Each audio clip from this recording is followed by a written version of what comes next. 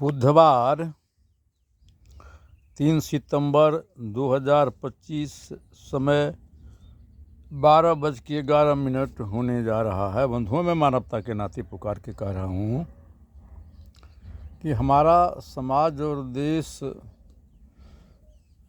में शांति का स्थापना या समाज और देश का सुधार तब तक नहीं होगा जब तक सभी मत पंथ के लोग जाति धर्म से अलग उठ कर के और जीवन जागृति संस्कृति सद्ज्ञान गोष्ठी केंद्र में नहीं आते हैं और किसी एक एक विषय का अनुसंधान करने के लिए वैचारिक क्रांति नहीं करते हैं, जन अदालत में फैसला नहीं करता, जो सर्वमान हो उनका काज का रूप दें, तब समाज में या देश में शांति का स्थापना होगा, तब मानव समाज का कल्याण होगा।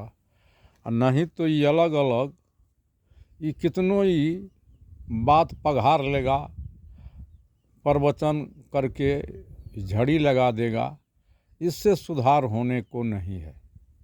और यही सब इसका मतलब होता है कि सब अपने अपने एक प्रकार का बिजनेस बरोपन करता है। कोई कहता ईश्वर नहीं है, कोई कहता है नहीं है, तो प्रश्न नहीं होता है ईश्वर प्राकृतिक है, प्राकृतिक से लगे कुछ बात करके दिखा दे। ईश्वर है तो दिखाता नहीं है। ईश्वर तो प्रत्यक्ष है प्राणियों के अंदर में, वह सूर्यमणि के समान ज्योति जल रही है जो सबको देख रहा है, जरा रूप न है रेखा आकार प्रकाश सबको, वह क्या है तो उसी प्रकृति का सर्वेश्वर का ईश्वर का सांस का सत्ता ही चेतन है, आत्मा है, प्रत्यक्ष है। यही प्रत्यक्ष निर्माण हो रहा है माँ और बहन के अंग में शरीर का। तो ये गुरु लोग इनको लखाता नहीं है। झड़ी पर वचन लगाने से क्या होगा, कभी कल्याण नहीं होगा।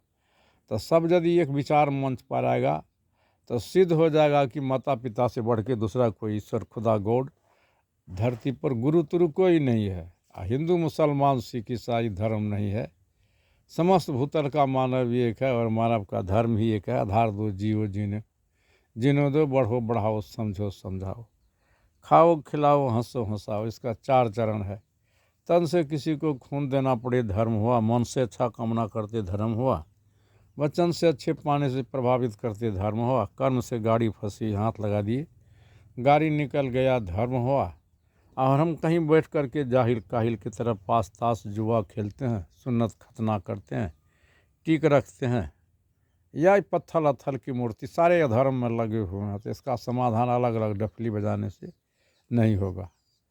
क्या कितनों झड़ी लगा दे, आज तो समाज में इंसाफ है ही नहीं, आंशिक है, बदनग्न है, सारे जुल्म।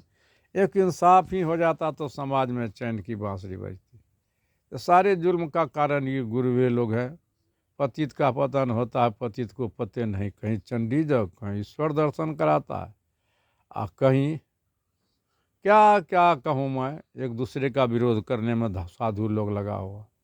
सिर्फ ये गुरु लोग तन का परिचय मन का परिचय आत्मज्ञान का बोध कर देता, तो समाज में कोई भी जुल्म होता ही नहीं, न्यायिक व्यवस्था सुदृढ़ हो जाता। मैं क्या कहूँ विशेष कहने के लिए, वह सुनने वाला है ही नहीं सही बात को।